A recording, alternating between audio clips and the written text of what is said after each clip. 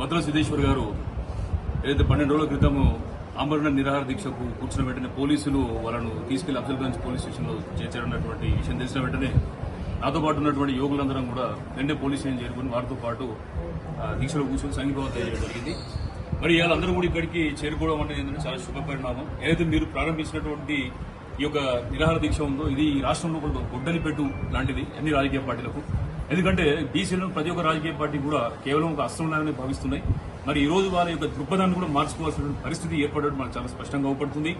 దీంతో పాటు మనం గమనిస్తే రాహుల్ గాంధీ గారు ఏమంటున్నారంటే ఏదైతే మన కామారెడ్డి డిక్లరేషన్ అంటే చేస్తానని చెప్పినటువంటి పార్టీ నాయకులు తనకు రాజకీయంగా నష్టం జరిగినా పర్లేదు ఎట్టి పరిస్థితులు కూడా కులగణన చేస్తాం ఈ దేశం లోపల అని చెప్తున్నారు.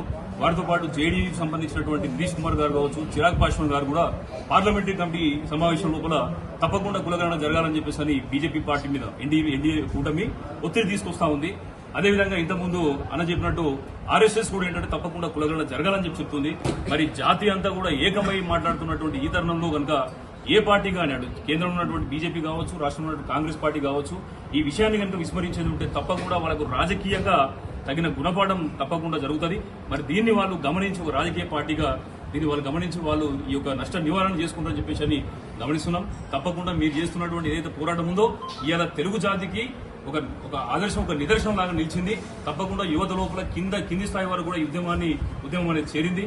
మీరు మీ ప్రాణం కూడా మీ ఆశయం కూడా మాకు చాలా ముఖ్యం.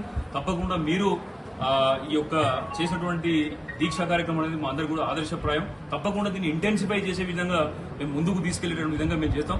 ఈ రోజు చూస్తే ఏంటంటే మనందరం కూడా రాజకీయంగా పునరేకీకరణ చేసేటటువంటి పరిస్థితి అలా తెలంగాణలో లోపడుతుంది. కాబట్టి తప్పకుండా ఈ విషయాలన్నింటి కూడా మీరు గమనించి మీరు అనుకున్నటువంటి ప్రధానమైన ఉద్దేశం ఈ జాతి లోపల కలయిక తీసుకుని రావడం కాబట్టి అది సంభవించినటువంటి నేపథ్యం లోపల మీరు తప్పకుండా ఒక పాజిటివ్ గా ఆలోచించి మీరు దీక్షను నిర్మించాల్సిందిగా కోరుతున్నాం. మీరు చేపట్టినటువంటి కార్యక్రమాన్ని తప్పకుండా కేంద్ర స్థాయి వరకు క్షేత్రస్థాయి వరకు బలంగా తీసుకొని పోవడానికి ఇక్కడ ప్రతి ఒక్క నాయకుడు కూడా కృషి చేస్తారని చెప్పేసి మరొకసారి కూడా మిమ్మల్ని దీక్షను విరమించాల్సిందిగా మిమ్మల్ని ప్రత్యేకంగా విజ్ఞప్తి చేస్తున్నాం. ధన్యవాదాలు.